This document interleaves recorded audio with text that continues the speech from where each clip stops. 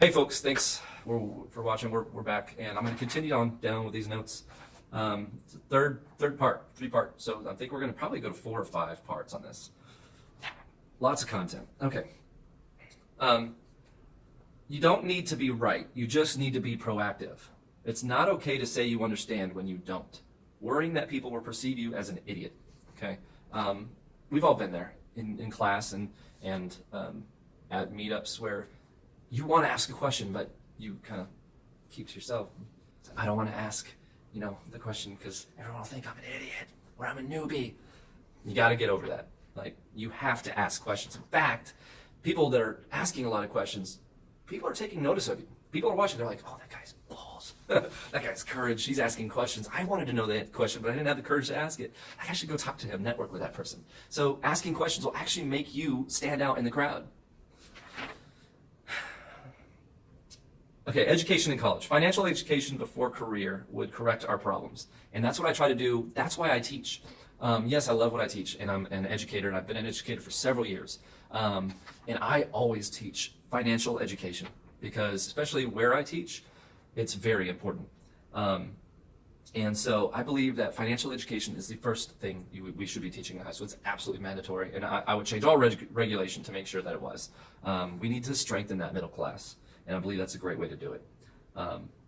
And if we need new finances, first, it would help clarify our future endeavor and clear out unnecessary college recruitment. Honestly, that really didn't make sense. Thank you, writer. I can't say any names, but I'm trying to understand what this says. Clarify endeavor and clear out unnecessary college recruitment. Okay, so I'm going to go ahead and assume that it's colleges shouldn't have to recruit you. If they have to recruit you, that means they have a budget. They have to meet quotas. And if that's the case, then it's not really an educational system. It's a business. And that's what you have to realize with most educational systems, whether it's what is it called? Elementary or secondary or college or whatever. They're businesses, especially here in America. Okay. Once you know that, then you know that they're trying to capitalize, they're trying to monetize on you. And so be aware of that. And if you don't really want to go to college, don't go to college. Sorry, mom, sorry, dad, but your son does not need to go to college to become successful. Not at all. In fact, I think college will retard you in a lot of ways. It will keep you from getting successful because either it'll slow you down or it will teach you things that will set you back. And that's not all cases, but most cases. Okay, so pursue being better, but never achieve best. Do what Warren Buffett does, but don't do what he says. Cash flow is king. And people don't talk about it, but thousands of years of real estate, Bitcoin doesn't cash flow. Want 50K of real estate or stocks? Okay, I see what they're saying. Yeah. These are notes I took a while back from comments from people. Sorry if it gets confusing. But pursue being better, but never achieve best. So what that means is basically you're never going to be the best at what you do because you can always be better and you can always pursue being better, okay?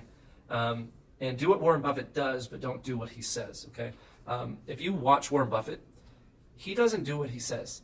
He says to, if you see some of the interviews he's done, they talk about, we diversify and put some of this in your portfolio and you should invest in these cap stocks and blah, blah, blah. But if you watch him, he buys 51% of companies. He buys controlling stakes of companies. And he does this so that way he can control. He has his hand in the business. When you invest in stocks, unless you're investing a controlling stake, you have no control. And so you're just a bystander.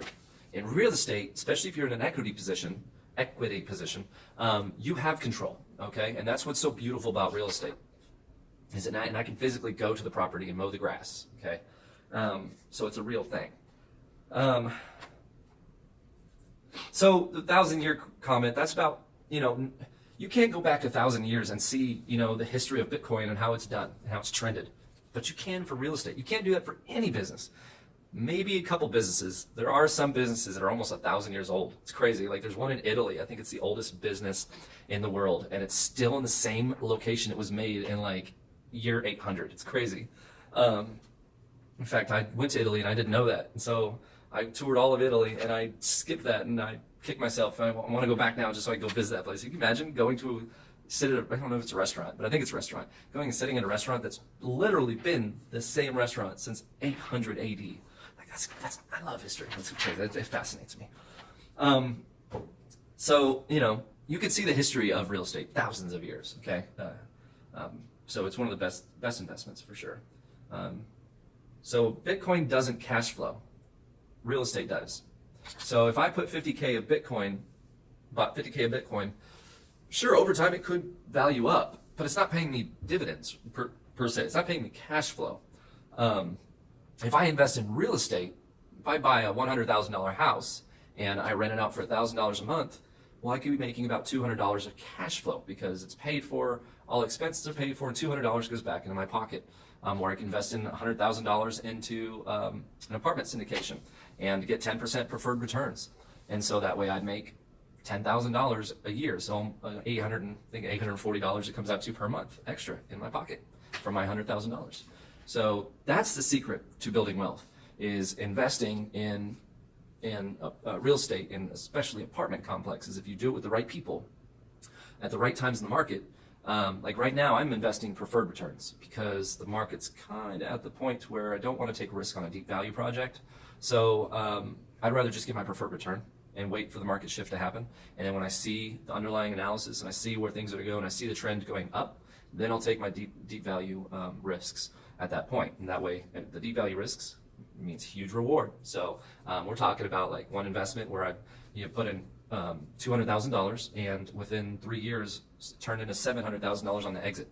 So 200 grand turned to 700 grand. That's pretty crazy. And so you don't see stuff like that on typical single family deals, but you can if you get on the right apartment syndication deal.